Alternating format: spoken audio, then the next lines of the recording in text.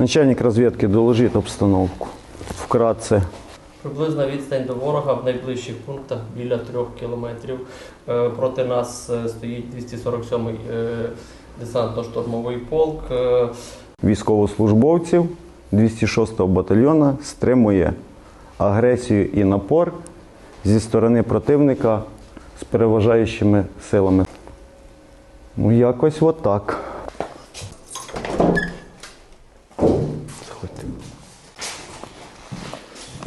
Ну, тут у нас зберігається зброя. Це не вся зброя, часть зброї. Все БК знаходиться в іншому місці. Такі речі там.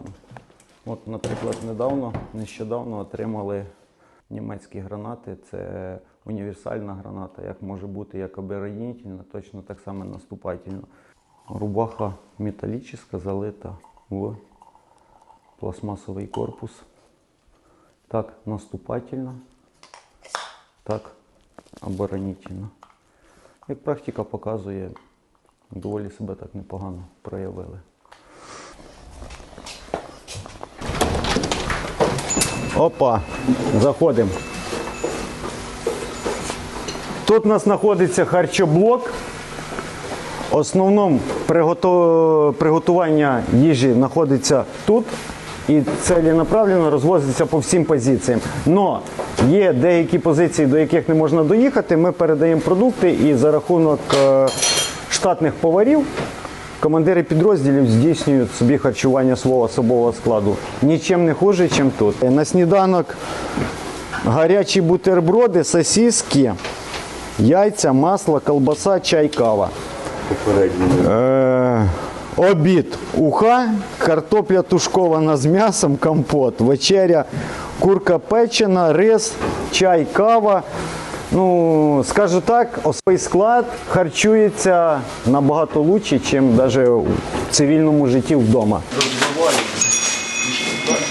В кожному підрозділі знаходиться по 2 стиральних машинки. Порошок завозиться централізовано. Ну, получається, в середньому десь на 30 військовослужбовців 2 стиральні машинки. На позиціях точно так же. Майже на всіх позиціях, де немає центрального водопостачання, вириті скважини. Знову ж за рахунок волонтерів. Все, начальник групи персоналу каже, що не справляється.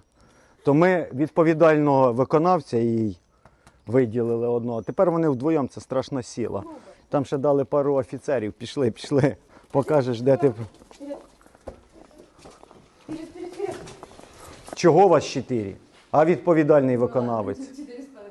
4,5. 4,5. Ну, я была за границей на момент начала войны, и она там со мной была за границей.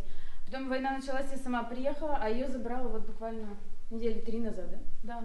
С Бельгии ее привезли. Когда шумно, она просто подходит ко мне, садится поближе. И нормально. Как сказал кинолог, ее надо подкармливать все время, когда шумно, чтобы она успокаивалась. І щоб не було скучно, у нас тут же ж знаходиться кінологічна служба. Там зараз приїжджає 34 бійці, я зрозумів. Штурмового підрозділу, вони отрабатують всі нормативи. Все. Автомобілі в зоні бойових дій – це розходний матеріал. От у мене, наприклад, це 3-й вже автомобіль за останній місяць. Особовий склад, який виїжджає на позиції, виїжджають на внедорожниках не більше 3 військовослужбовців. Щоб перемістити, наприклад, взвод, треба порядка 10 автомобілів.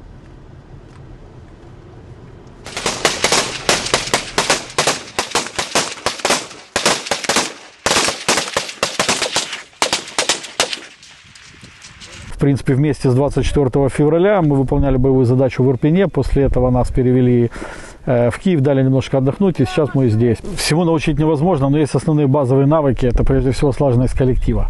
Сейчас мы отрабатываем в данный момент штурмы окопов, штурмы укреплений, подавление огневых точек, броски гранаты и все такое. Человек должен чувствовать автоматы своего партнера и слышать своего командира. Идет война технологий, сейчас идет война артиллерии, но захваченным объектом считается тот объект, куда ступила нога пехотинца. Потому как всем известно, танк без пехоты — это просто груда металлолома, которую можно спалить за 5 минут. Наша задача сейчас научиться прикрывать танки и после работы артиллерии, минометной подготовки, авиации или танков зайти первыми в город. Мы пошли сюда воевать, поэтому мы учимся воевать. Основная задача не умереть за родину, а убить за родину. У нас 99,9% особового складу – це всі мотивовані, це всі, хто хоче захищати свою країну. Тут, де ми зараз знаходимося, це була не наша територія. Вона була підконтрольна російським військам. Приїхали, сюди вступили в взаємодію, визначили наші позиції і крок за кроком почали здвигатися на ті позиції, де ми знаходимося зараз. Можем зайти к нашему расположению. Этого не было, вообще ничего. Тут вот один был впереди окоп, который вот он был просто окоп.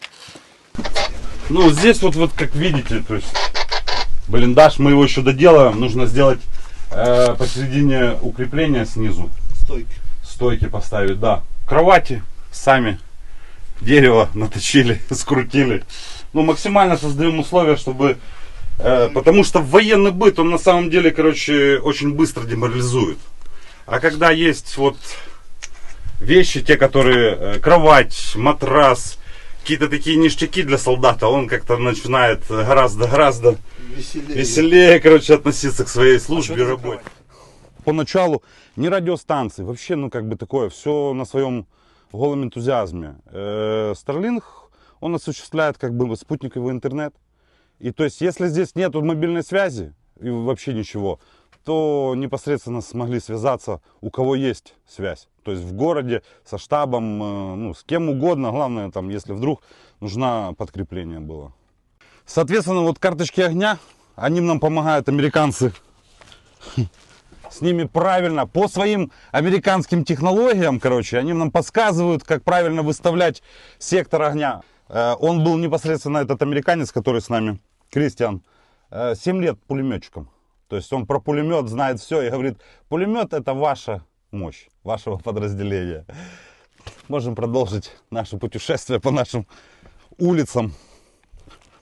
Есть одно РПГ-7, НСВ 12,7, пулемет крупнокалиберный, 4 ПК и 3 РПК.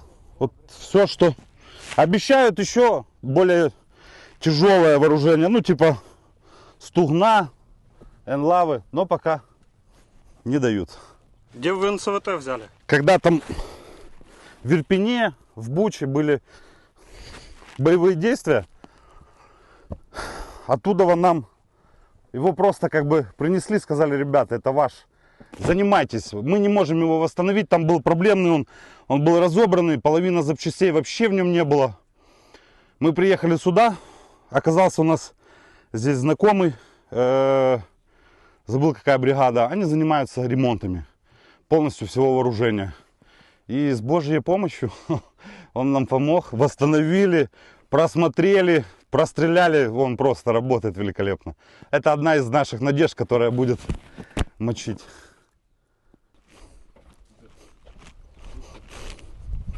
И это все вручную, это вот наша БК. Правда, еще не правильно, не по технологии это все сделано. Еще надо в сторону делать ячейки. Ну, мы это все в процессе. И оркам жопа.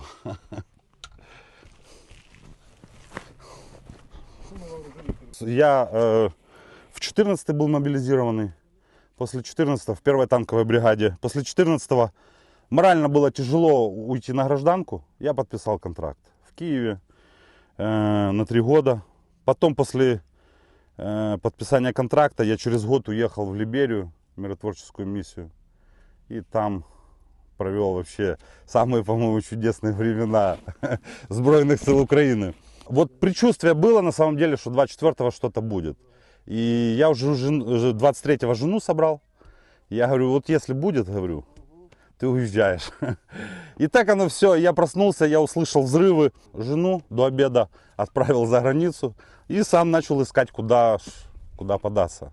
Комбата знал лично, особисто набрал. Я говорю, комбат, что делаем? Говорит, воюем. Я к нему приехал, мне дали оружие, и мы погнали. И вот сейчас я здесь, в Николаеве. Вот максимально этот быт, который мы пытаемся обустроить своими силами, без женщин, сами. Это Слава, повар наш. Готовит хорошие вещи, да. Кофе будете? Это все вот именно на выдумке как-то. Комбат что-то подсказывал. И мы вот что надо? Лаунж-зону. И она тоже так вот выкопали. Соответственно, дальше у нас тоже блиндажи, генераторные, там доты. В доты сходим. А, даже туалеты есть, да, с душем. Я покажу. Это самая-самая вообще крутая вещь. После работы вечером прийти сюда, короче, окунуться в этот душ. Все. Ну, то есть, вот такой вот принцип. Отличный душ. Лучше даже, чем дома. Но дома хорошо. Самое приятное, это когда ракеты пролетают или кассеты раскрываются, ты в душе и в трусах. И думаешь, ё-моё, не успею на войну.